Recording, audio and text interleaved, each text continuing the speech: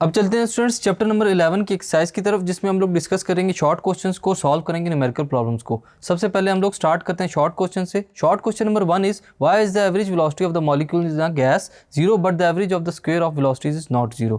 क्या होता है कि जो average velocity of molecules students gas के अंदर वो तो 0 हो सकती है, लेकिन average of the square of the velocities वो 0 नहीं होता। इसको हम लोग डिस्कस करते हैं इस क्वेश्चन के अंदर। Because it is assume that the number of molecules moving to the right is equal to the number of molecules moving to the left. जो मॉलिक्यूल्स राइट साइड की तरफ मूव कर रहे हैं स्टूडेंट्स, वो लेफ्ट हैंड साइड की तरफ move करने वाले मॉलिक्यूल्स के इक्वल होगा, जो कि ऑपोजिट डायरेक्शन में सेम वेलोसिटी के साथ मूव कर रहे होंगे।